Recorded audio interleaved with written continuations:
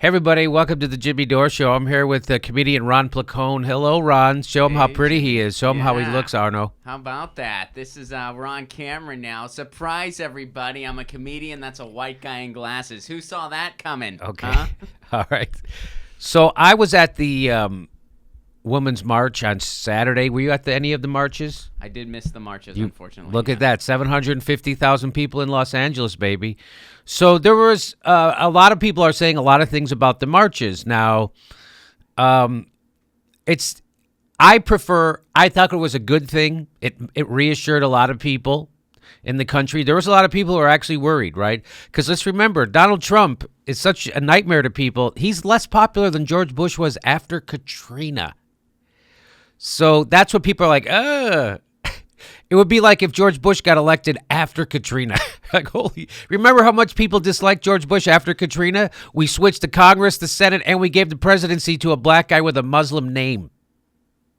So it's good that people came out. I wish it was supposed to be for women, a pro-women's march, right? And reproductive rights, I guess. I don't know. But what would have been nice, do you know what exactly what it was? That's pretty much it, right? It was supposed to be a pro-women's march. Yeah, absolutely. But it was more of an anti-Trump march. Yeah, big time. I mean, they were... every sign I saw was anti-Trump. And I think it's better to, we've talked about this a little bit. I think it's better to have a policy idea or something you're marching for. Someone tweeted out, imagine if all those people were marching for single-payer health care. Imagine if all those people were marching to end the wars. Imagine if so it seemed like a big get-together to make everyone feel not alone in this era of Trump. That it succeeded. It also woke people up. People are now aware of what their government's doing. And I have to keep reminding them, we were doing that people still don't understand that habeas corpus has been repealed. I've had political scientists tell me, what are you, crazy? So this is the thing people are waking up to now. So what was wrong with the march? What was wrong with the march was the people who were almost directly responsible for Donald Trump being president were also on stage. And the people who should have already prosecuted not Barack Obama, but the Trump's cabinet picks were also on stage. For instance, I saw this. Did you see this, Ron? So I saw this. This was tweeted out by Zippy Berkserker, and they made a great point. And the point is, one failed to prosecute bankers kicking out women of their homes, because this is a pro-woman rally. Well, Steve Mnuchin, who's now going to be the Secretary of Treasury for Trump, was supposed to be prosecuted by Kamala Harris. She didn't prosecute him and has given no explanation why.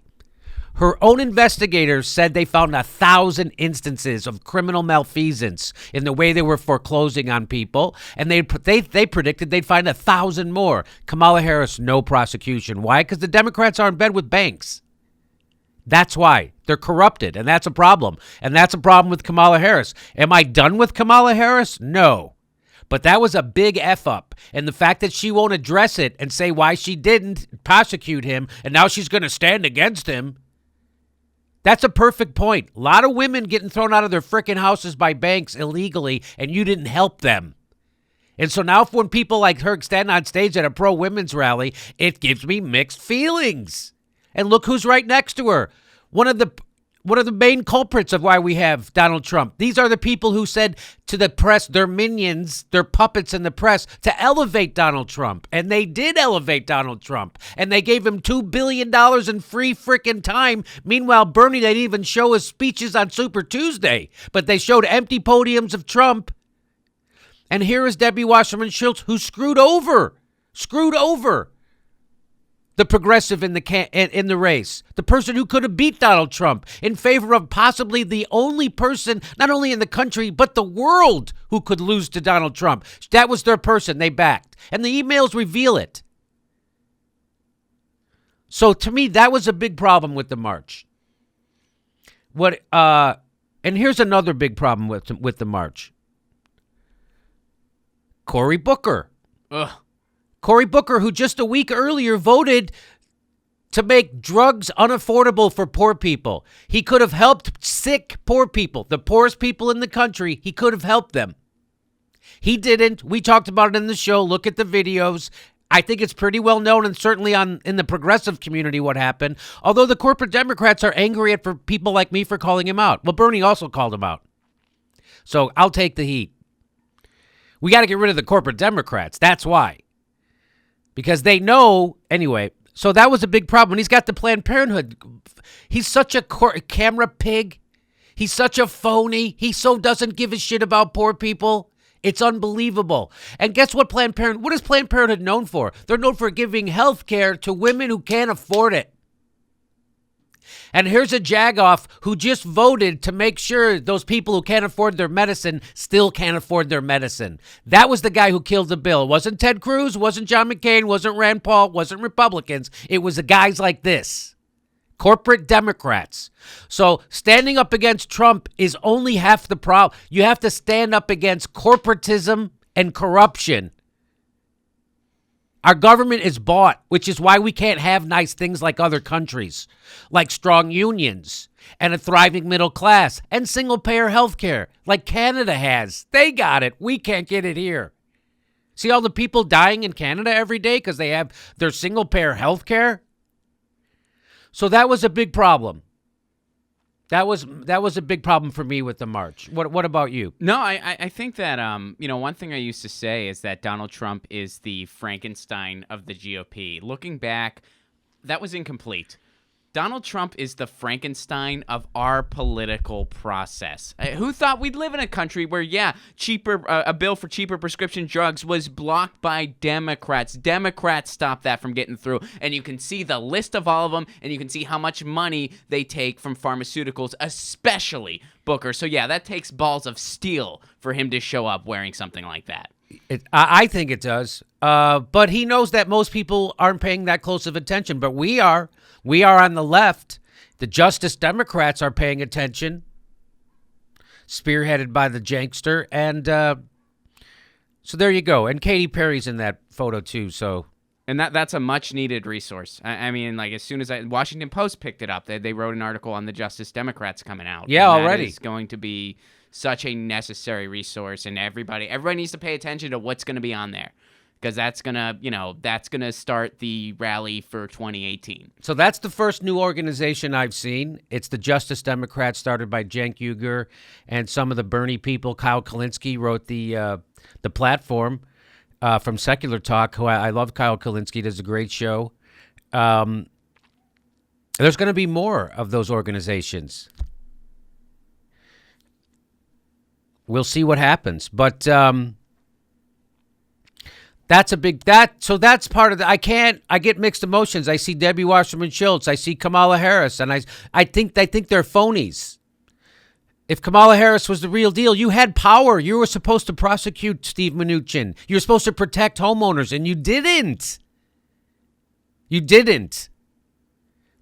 So I have a lot less enthusiasm for Kamala Harris than a lot of people do.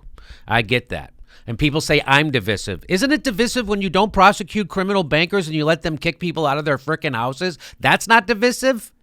Isn't it divisive when you vote against cheaper medicine for sick, poor people in America? Isn't that divisive?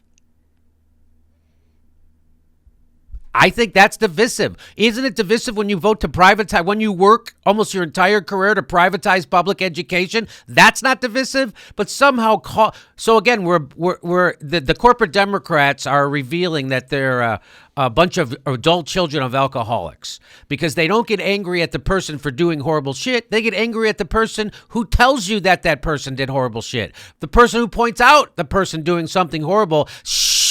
Bad, bad, bad. That's called an adult child of an alcoholic.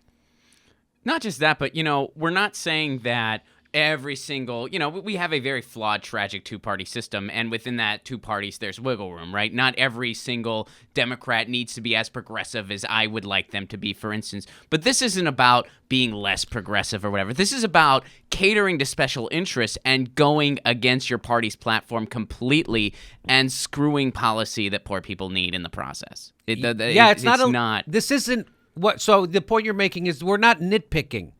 No. This No, isn't- not when bills like Right. Bernie Sanders, not when those bills don't go through. So, yeah, this isn't nitpicking. This isn't nitpicking. That was a big deal. What Debbie Wasserman Schultz did was a big deal. The way she screwed over the...